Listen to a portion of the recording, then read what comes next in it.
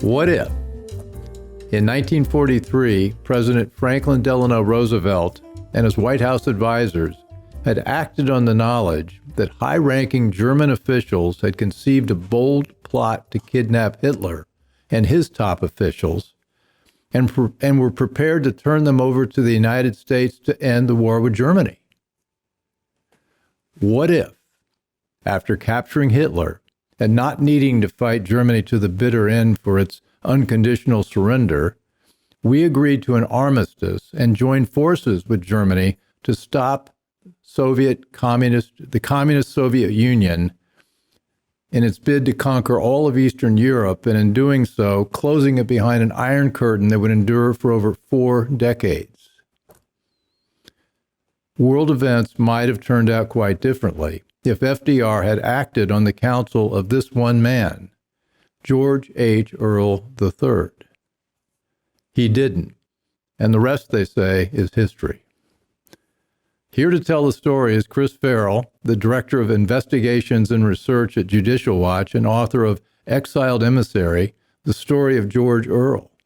And in returning to the show, I think this is your 3rd or 4th time, It is. Thankfully, Dr. Shea Bradley Farrell, author of Last Warning to the West, which we talked about last time, about Hungary, who's the founder of Counterpoint Institute and has written extensively on the agonies of Eastern Europe under communism. Chris, Shea? Now, I think I noticed some similarity here. You both have the same last name. So you two might know each other before coming on the show. But as I understand it, this is the first show you've done together. Well, we've done shows together, like on OAN or his podcast, but no one's ever pointed out that we're married, and no one's noticed. So we have a good working relationship. We just go with the flow. So I've read the book, and I try to read all the stuff that we talk about on the show, but this one's particularly interesting because it's one of those stories that when you read it, it seems absolutely true, and yet nobody knows about it. It is absolutely true. I have a document, I have a record for every single fact, issue, or point in the book. And so it isn't speculative, it isn't hypothetical, it's not one of these books that sort of examines an alternative history. Everything in the book is documented either from something out of the National Archives, something from the Pennsylvania State Archives in Harrisburg, or at the Pennsylvania Historical Society in Pennsylvania, or personal records, personal records from either the Earle family, or actually even from my own grandfather, who was business partners with George Earle. So, and just to do your background a bit, you've spent 20, 25, 30 years in military intelligence, and you're now Director of Investigations for Judicial Watch, so this is your home turf. Yeah, so I was a counterintelligence officer and a human intelligence officer, clandestine human, CIA-trained case officer. Right. I did that for about 10 years.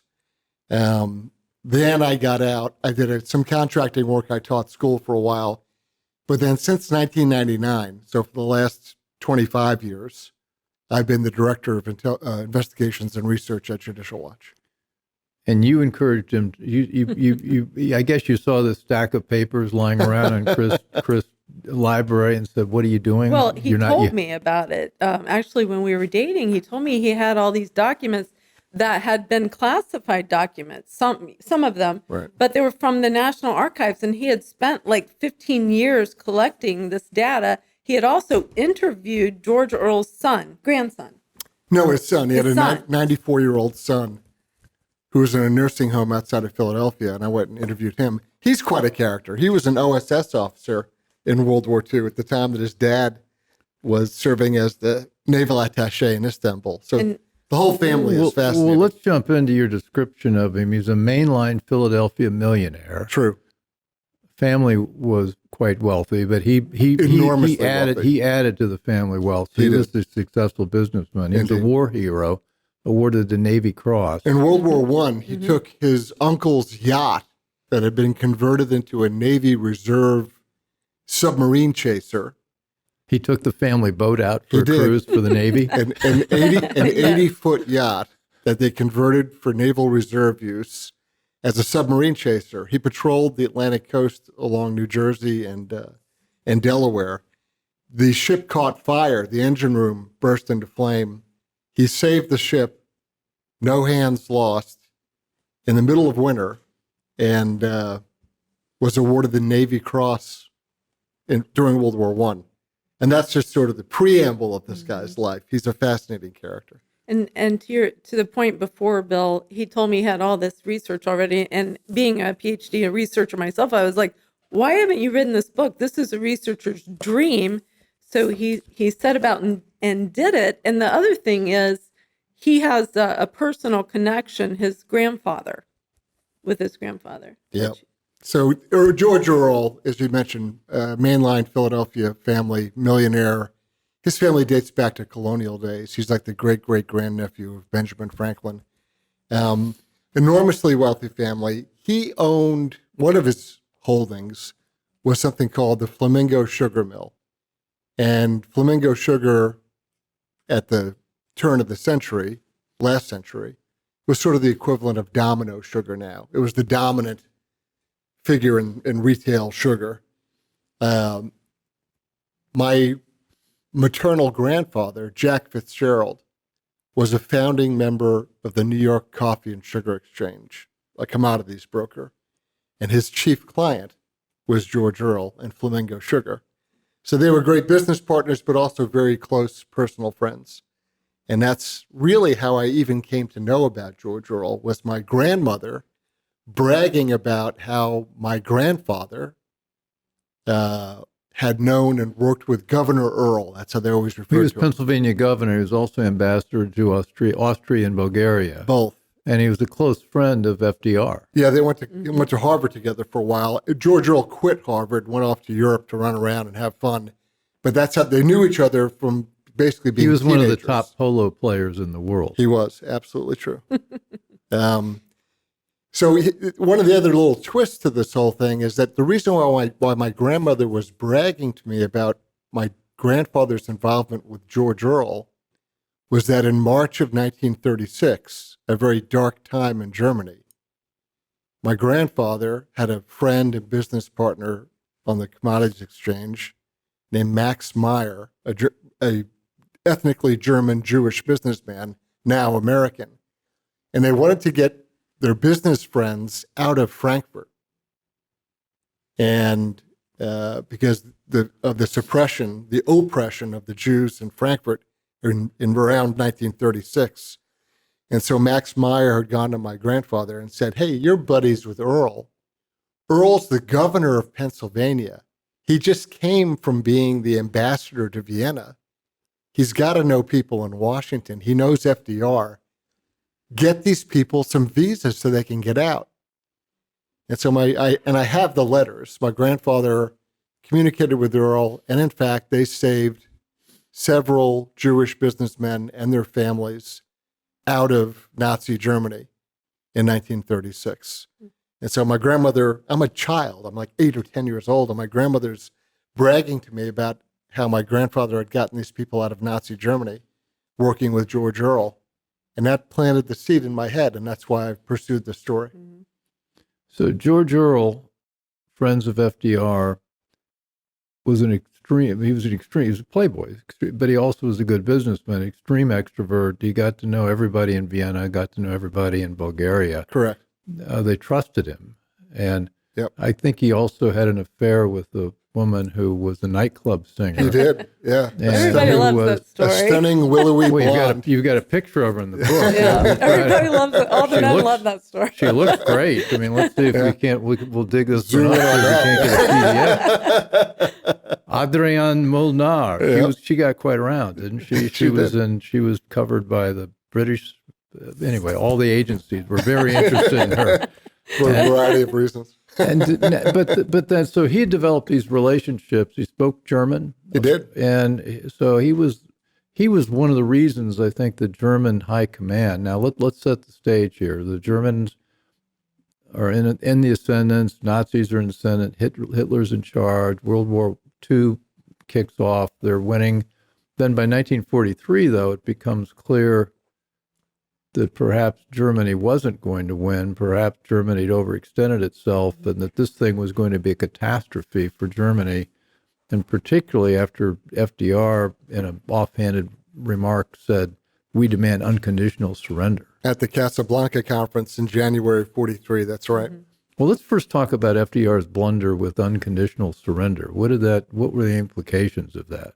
Well, that really put the German high command, the German military leadership in a box, because now you're not offering any other way out, no other conclusion to the war except absolute unconditional surrender, right? A term really that was coined in our Civil War.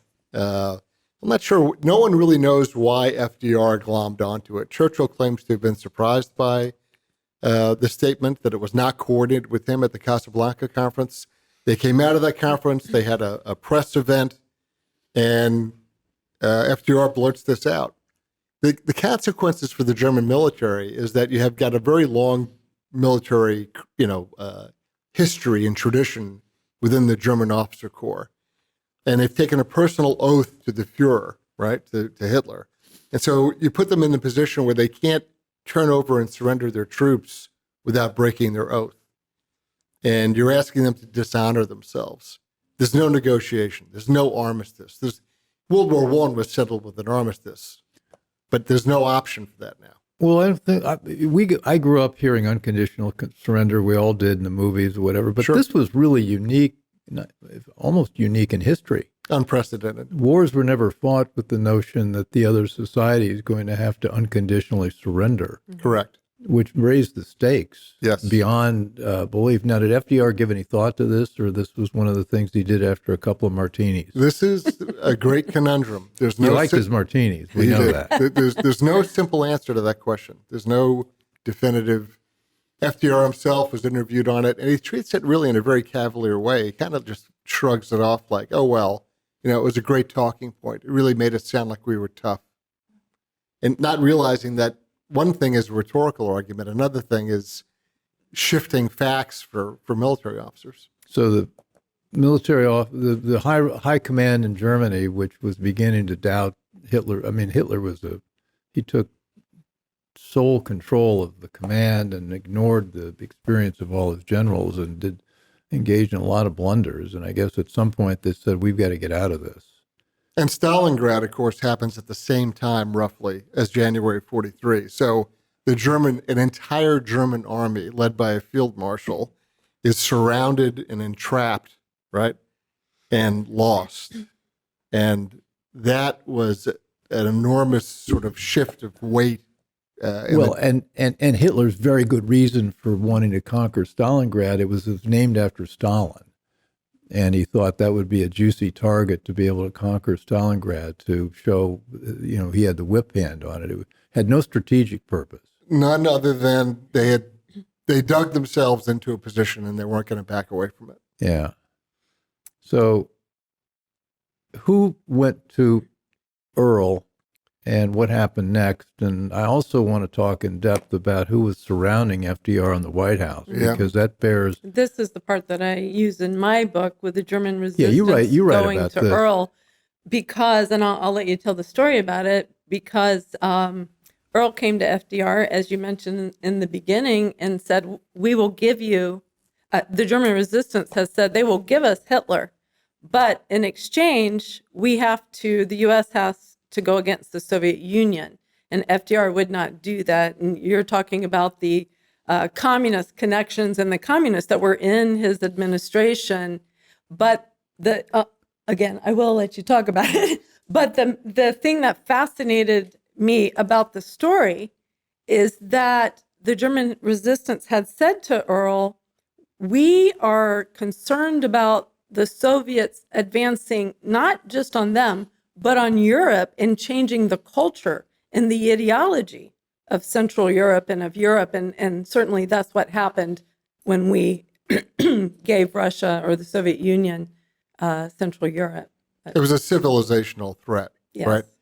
The Europeans can kind of go after each other every 30 or 40 years like they do. And, Which Germany they did and France. for about 1,000 years. Correct. Yeah. but it was never a civilizational threat. Right. And what the Soviets, what the Bolshevik Marxists sought to do was erase Christianity, erase history. You know, they were going to create an entirely new existence. And the Germans saw that and said, look, the Soviets are the real threat. Don't mind our sort of intramural fighting that we do on and off again. These guys are going to rewrite the world. They're going to rewrite history. And they did. And they did. So in late January of 43, the Casablanca Conference is early January 43. Late January 43, George Earle finds himself as a lieutenant commander in the U.S. Navy Reserve at 53 years old, which is kind of funny age-wise. But he's asked FDR, his old buddy, hey, post me overseas. I want to be the naval attaché in Istanbul. He comes up with his own job. He invents it. And FDR says, okay, because it's his friend. So he lets him. And also, he's given a lot of money to FDR's campaign. That's another point. Before he was even governor, back in 32, he had given hundreds of thousands of dollars, $1932, hundreds of thousands of dollars to FDR's campaign. So, surprise, surprise, he's ambassador to Vienna. He goes home and becomes governor. Then he goes and he's appointed as ambassador in Sofia, Bulgaria. Well, the war breaks out, so he can't be ambassador there anymore. So he gets his position as U.S. naval attaché in Istanbul.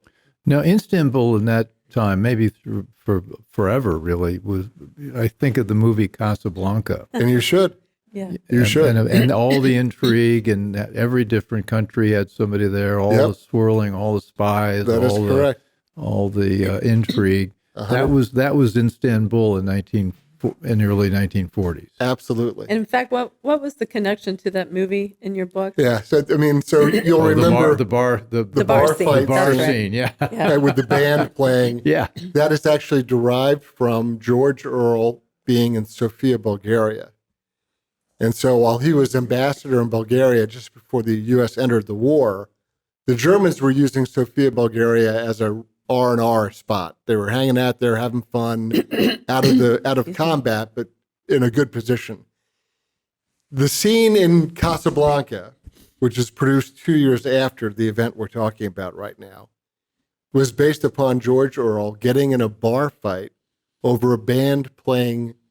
George Earle wanted the band to play Tipperary, which was a not very pleasant gesture to the Germans that were in this nightclub bar. The Germans want to hear the Horst Wessel Lied, which is the Nazi party Sure. Yeah. theme. And so there's a back and forth that results in a fight. Earle's hustled out of the bar. He had clocked a German in the head with a champagne bottle. And it was quite a big deal, to the point where... Well, he also got clocked. He did as well. He was pretty well beaten up in the process. Yeah. But he's hustled out of the bar by a combination of press correspondents that are with him and some Bulgarian taxi drivers. But let's also remind ourselves he was the former governor of Pennsylvania, Correct. ambassador of Austria, Yep. a multimillionaire in the 30s, Yeah, independently a polo wealthy. player. I mean, this was a very high concept guy. Yeah. He was. And very frankly, and I put this in the book, he drank too much. He chased women. He was he had a very exciting life. Let's put it that way. But part of the thing with Earle, and I interviewed his 94-year-old son in a nursing home in Philadelphia, and his son turned to me and said, look, he would do any damn thing he felt like. He was sort of Trump before Trump, really. Right. That's what I was going to say. That's what you say about him because, he also came to FDR and said, hey, it was the Soviets that did the Katyn massacre of 20,000 intellectuals, right? Well, just following on that, he got exiled, right? I know we'll talk about that in a little bit, but yeah, he was very Trumpian because he was canceled before, being canceled was cool. He was sent to exile for saying what he believed to FDR. So the bar scene happens, and then at what point do the Germans approach him with their idea? So this late January 43, Earle is very well known to the Germans. He had been ambassador in Vienna, right? He had been ambassador in Sofia, Bulgaria.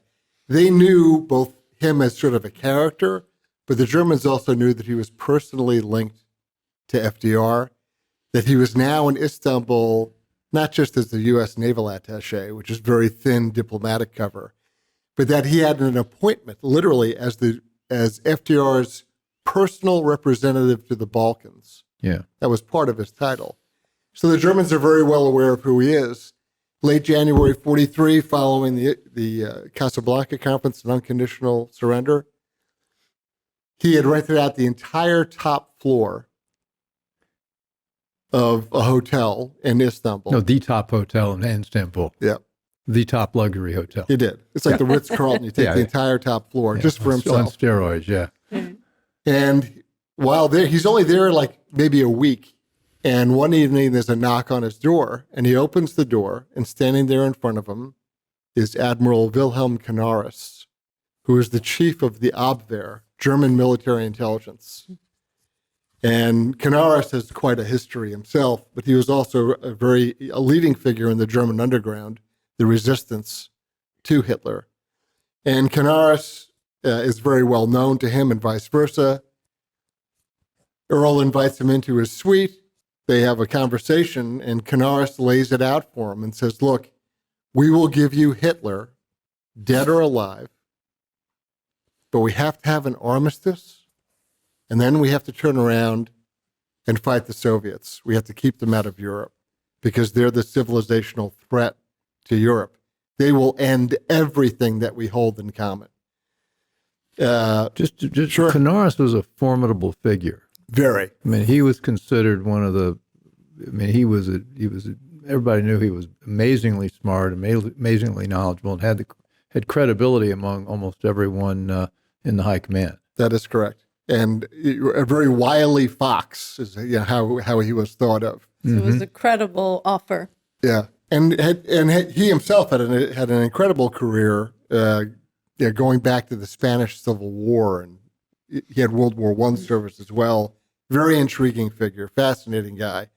But he's there, and this is not some wishful thinking or vague concept. They had a very well thought out, established plan as to what units they knew were loyal, what units they knew would actually move on the Wolf's Lair, Hitler's East Prussian headquarters. That was the place down near Munich. No.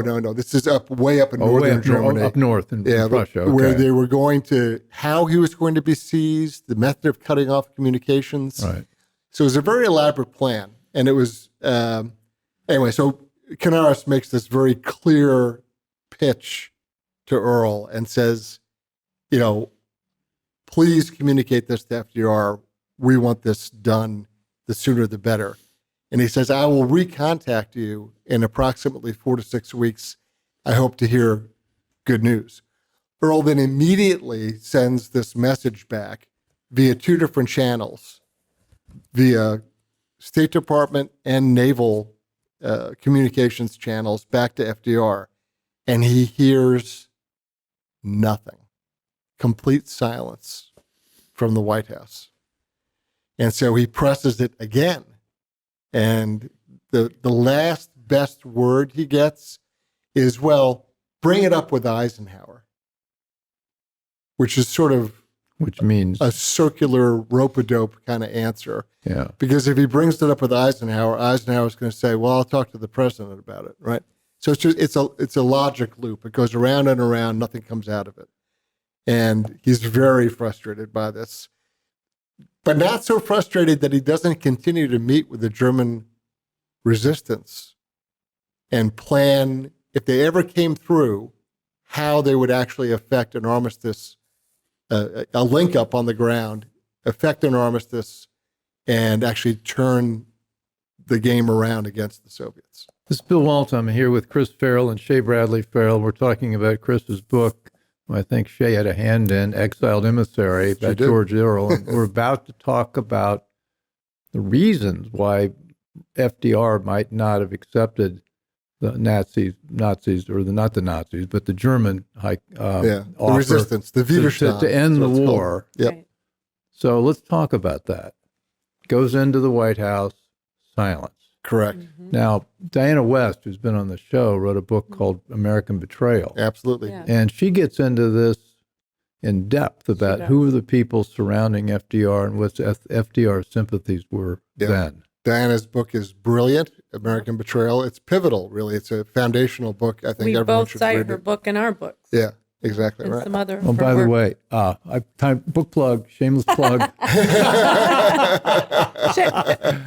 Last Warning to the West. This is about Hungary, and the events that happened in the Exiled Emissary bear on what happened in Germany. Absolutely. And it's all sort of interrelated and fascinating. So we were talking about the Diana West, and we had Harry Hopkins, Yep. who lived in the White House, lived in Lincoln, slept in Lincoln's bedroom for 3 years? He did. And he was part of the pushback on Earle, correct? Yeah. I mean, one thing to look at is that when it comes to supporting underground resistance movements, whether it's Marshal Tito or the Free French or whoever you want to look at in Europe, FDR always loves subsidizing, financing, arming, equipping, training, the full menu of services, anyone who is anti-fascist, but never anybody who's anti-communist. Yeah. And that's the hook in this whole. It really is. It's very interesting. And I'm sorry, Bill, did I interrupt No, you? I'm just, no. Well, that's one of the waiting. things that I get to in my book, because we have the Nazis rolling into Hungary in 1944 in March. And, our government was looking at the Nazis and the communists as different. And of course they are. But what I also try to make people understand is that they were both based on socialism. And Nazi is an acronym for National Socialist. You know the word in German, and I don't. They're both different forms of socialism. They both take control. The government must have control of its people to make socialism work. And what was interesting in finding out about Hungary is the Nazis treated the Hungarians the same as the communists did. They even had the same headquarters, the House of Terror, where they punished and tortured their political opponents down in the basement. So the of the Nazis House of move Terror. out, and the next week the Soviets move in. Exactly. Same house, same rooms for torture. And in some Exactly right. instances, the Nazis changed their uniform and were hired by the Soviets they went right back to work. So anyway, that's Literally, they took off a black uniform, put on a green uniform, and went back to doing the same thing that they were doing before. The other interesting, this goes back to the intersection with Istanbul. The Hungarians had dispatched Admiral Horthy, who was the regent of Hungary, had dispatched a team.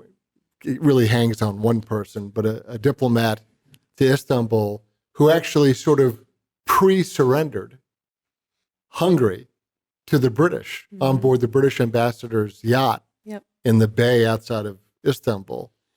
And the Hungarians were trying to play sort of a double game where they were reaching out to the Allies, mostly to the OSS, saying, we're ready to surrender. We don't want, they were in a squeeze play. They had the Nazis on one side and the Soviets on the other. And they're saying, we don't want either one. And would you please drop a team of OSS officers into Budapest to act as a buffer to keep both sides out? The OSS created a Budapest team. It was 50 some odd guys. They trained, they were prepared. They never were dropped into Budapest. This is another case of sort of lost history. Was the White House also involved in this non-intervention? Exactly correct. So, yeah, we really dropped the ball. And I didn't realize it until I started, as Chris says, uncovering lost history. In 1945, for example, the Soviets came early, around Christmas time, and sieged Budapest. And right during that same time was Yalta with FDR, with Churchill and Stalin, where we handed over to Stalin, Central Europe. But the point, I think I want to make this point stronger, though, because this was not just FDR sort of saying, gee, I sort of like Uncle Joe Stalin, but this was Diana West and you write, all three of you write about the fact that the White House was not just Harry Hopkins, but there are lots of other people. Alger Hiss was the famous name, but Sure. lots of other people involved. Alger Hiss managed the Yalta in the meeting. FDR administration who were virulently pro-Soviet. I'll give you a fun example. And some were spies. Here's a fun example of one. Lin Curry, which is not a very well-known name. Yeah. Originally Canadian, becomes an American, works his way through all of FDR's alphabet soup agencies. He was in the Agricultural Adjustment Agency, all these different, but he kind of wheedled his way through FDR's administration until he was working in the White House. Lin Curry, we know through the Venona decrypts, which were Army Security Agency cables. They had grabbed every Soviet cable that was sent from D.C. back to Moscow during World War II, and they didn't bother to decrypt them until about 1946, when someone said, we got all these old Russian cables. Why don't we see what they were saying? And they decrypt them. They're referred to as Venona. That's the code name to these files. They were finally published in 1996. But Lin Curry is identified specifically with the cryptonym Page. Page was his code name. The Soviets didn't give code names to just anybody. They gave them to recruited assets who were collecting intelligence and, more importantly, running influence operations. They weren't interested in their ability to get their hands on secrets. They wanted agents in place to influence policy. Decisions, yeah. And so Lin Curry is in the White House. What was his job? What was his title? That's going to be a stump the chump question there. I forget the exact title. Okay, he was in the White House. In the White House as a policy He was guy. in the East Wing. Correct. Or West Wing, rather. In a senior position. And Yeah. he flees the United States like minutes before being arrested by the FBI. And he goes to Colombia, and he's hanging out in Bogota, Colombia. The reason I mention this is because Teddy Kennedy, when he's thinking about making his run for the Senate to replace his older brother, JFK, who had become president, goes on a European tour, goes on a Latin American tour to bolster his foreign policy credentials. I have the cables declassified from the State Department showing that when Teddy Kennedy made this Latin American tour, he specifically asked to meet with Lin Curry in Bogota, Colombia in 1961. He was emphatic about it. And Bill, things were So ask yourself, you want to talk about influence operations. And things were actually suppressed by our government. When Earle came to FDR and told him that the Soviets had decapitated and thrown into these open graves the 20,000 intelligentsia, he said it was Nazi propaganda. Let me give the quick summary of that, and then you amplify. Sure. As I understand it, FDR asked George Earle to investigate the murder of 20,000 Poles, the cream of Polish society, head of the military, head of the academic institutions, head of government, all that. These were not just random people murdered. And FDR wanted him to come back and say that the Nazis did it, the Germans did it. Right. And instead, he came back and he said, no. Yeah, and he had papers. It was the Soviets that did it. Soviets. He had the papers. He had eyewitnesses. He had all kinds of documentation to prove it. And FDR dismissed it as Nazi propaganda. And the reason that the Soviets did this is the type of thing that they would do in each of the satellite countries, is they wanted to be able to control the social and civic organizations, the educational institutions. So you had to get rid of the people that might give you some pushback on that. Well, decapitate. Literally and Stalin figuratively. decapitated his own army before Correct. World War II. He killed how many? 15,000 of his top officers. That's correct. So the thing is, Bill, is that we were is the word complicit? Is that the right word? Complicit. Complicit in covering these things up, because we find out decades later that, the Soviets, during openness and transparency, they admitted finally that they had done the Katyn massacre. But just to remind you let's talk about this too, because we helped cover up the Hitler-Stalin Pact. Let's talk about that. Okay. The Hitler stuff. We Yeah, covered. everyone forgets that, in September of 1939, as Nazi Germany invades Poland, and they say, oh, look at this war of aggression, what the Nazis have done. And it's true. No one will doubt it or deny it for a moment, nor should they. But about 9 days later, the Soviets invaded Poland from the east. Right. They're allied. They waged a war of aggression and carved up Poland.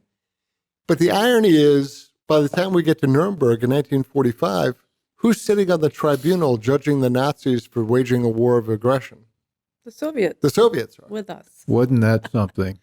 Yes. And we've handed Yeah. back at Yalta, as Shay mentioned earlier, we've handed back at Yalta all of Central and Eastern Europe to Stalin, which is what he negotiated That's the Hitler-Stalin in the Pact. Hitler-Stalin.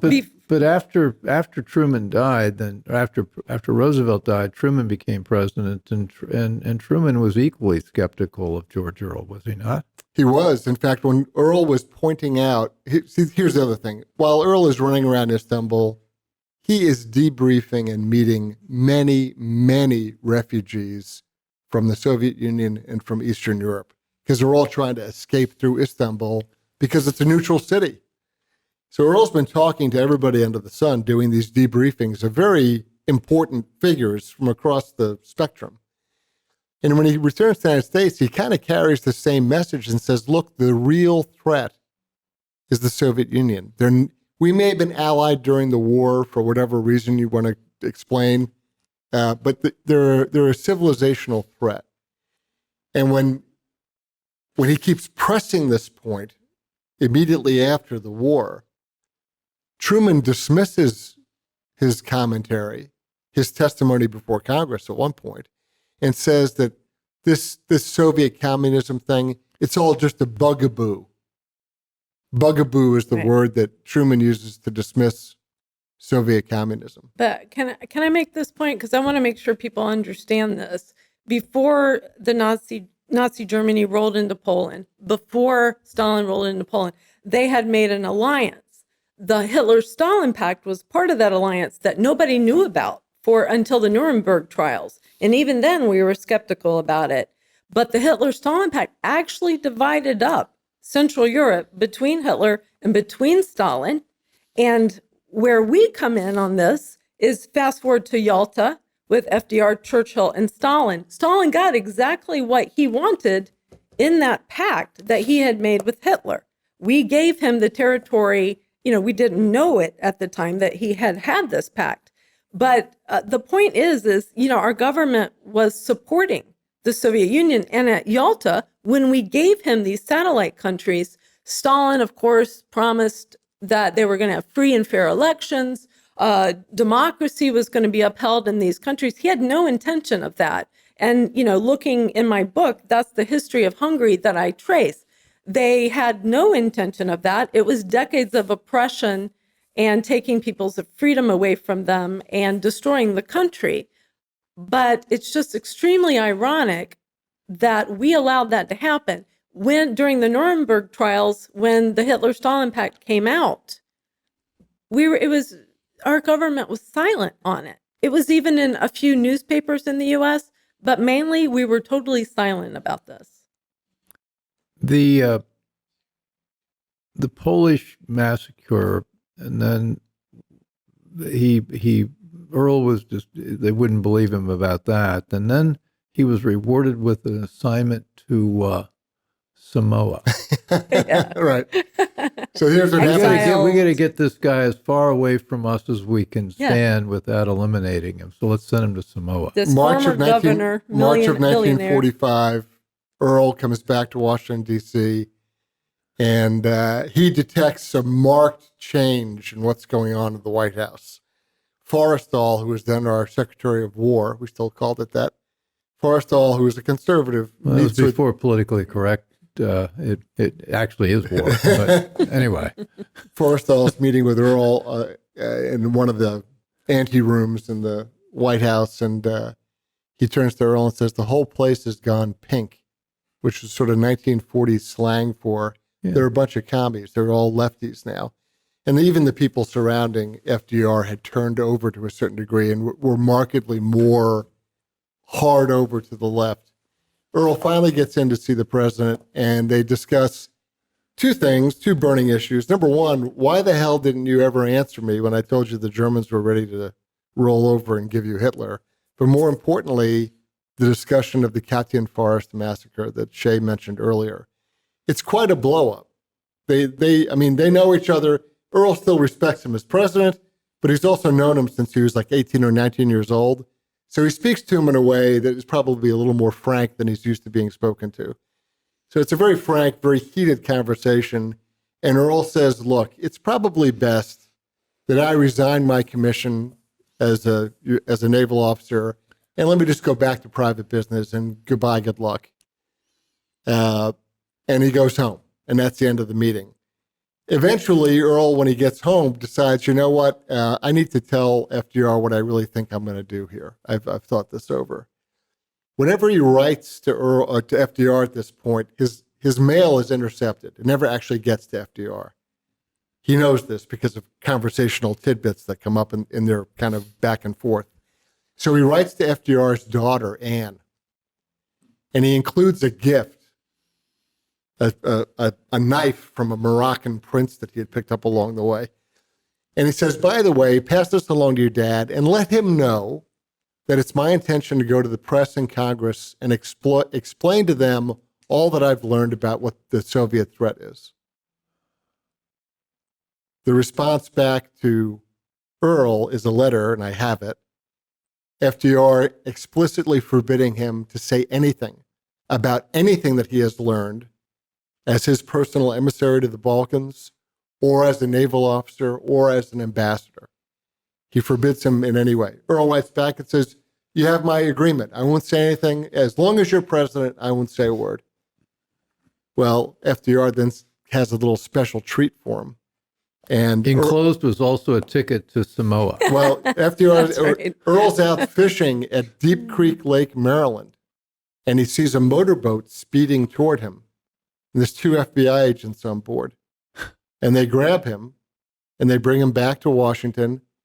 They stick him on a plane, and he's then 8,000 miles out in the Pacific as the deputy governor of Samoa. Here's a man who's been governor of Pennsylvania, he's a billionaire, ambassador twice. right? I wondered about that title. Yeah. They couldn't even make him go. They made him deputy governor. FDR's of friend Samoa. supported him. Yeah. So not too long after that, FDR dies. And very shortly after that, Earle communicates back to Truman, okay, fun's fun, game is over, I'm coming home. And he does, in fact, return to the United States.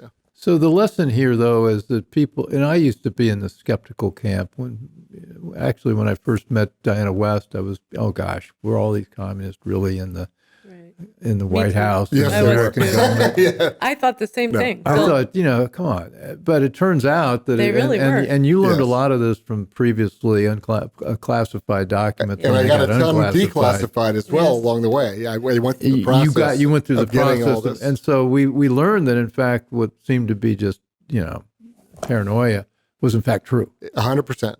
So fast forward to today, now we're worried about whether there are people inside the United States government now who may be playing for the other team being China, that could, in fact, be going on. Yeah, I mean, it's worse than that because it's not just China as a sort of an active opponent of ours.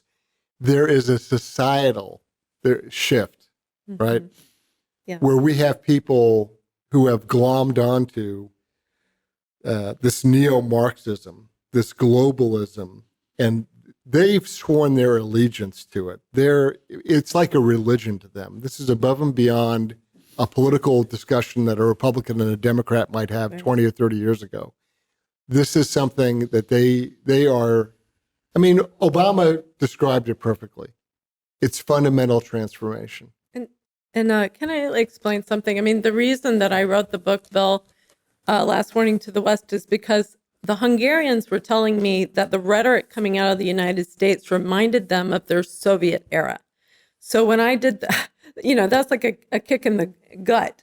But doing the research, and you look back, and my big point about all this is that we helped to spread communism. We helped to give the Soviet Union, these countries, to foment this ideology, which was the goal of the Comintern, the Communist International. I also didn't know if that was a real thing. I did the research. That was a real thing too.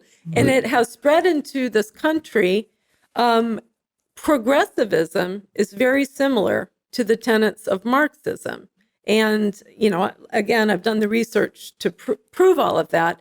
But that's my big lesson, is that we have got to stop doing this. And as you're saying, there are people in the government that are very much standing up for Marxism. Well, if these ideas have taken hold, and they have taken hold, there are people, I guess one of the books was called, yours is Last Warning to the West. There's another one, War in the West. And my feeling is the West is committing suicide. Yeah, I agree with that. And it's done it starts in our universities and the hatred of the U.S. or the American institutions and Correct. and loving all things globalism. Mm-hmm. And Yes. so we've got, you're right. China is an issue, but maybe the bigger issue is the war of ideas. Yes, the ideology. And that's, we have loved Marxism. We have loved communism. This is what FDR did, at the same time thinking that fascism was bad. Well, of course it is. It's got such a great track record, too. Yeah, it does. But, I want people to understand that these are similar ideologies and that they control and kill a society. Yeah. Yes. Chris, Shay, thank you. This is fantastic. We got to come back. I've had a chance to do duets here. These are both tremendously interesting reads, and I think you need to understand this, because what's going on then is going on now. Let's stop it. We've got to stop it. Absolutely. Yep. Yeah. It's always a pleasure. There should be airports and bridges named after George Earle, and he has been airbrushed out of history. Well, no more. We're going to get this book more widely read and see if we can't resurrect it as a warning to the West now. And you can catch Chris on his own podcast, Judicial Watch. Your show is called On Watch. On Watch. Shay, you don't have a podcast yet. I feel like I need one. Everybody I know has a podcast. We all need a podcast. I'll get on that, Bill. I'll get on that. But anyway, great talking with you guys. We'll be talking Always again, I'm sure, pleasure. soon. Thank you, Bill. And to be continued. Thank you. Thanks very much. Thanks. Okay, great. Thank you for joining. As always, you can catch us on all the podcast platforms and on Rumble and on YouTube, on CPAC now on Monday nights. And sign up, subscribe if you haven't already done so, and also get your friends to subscribe, and drop us a note, email to let us know what else you'd like us to be covering. So thanks, and stay tuned. We'll talk soon.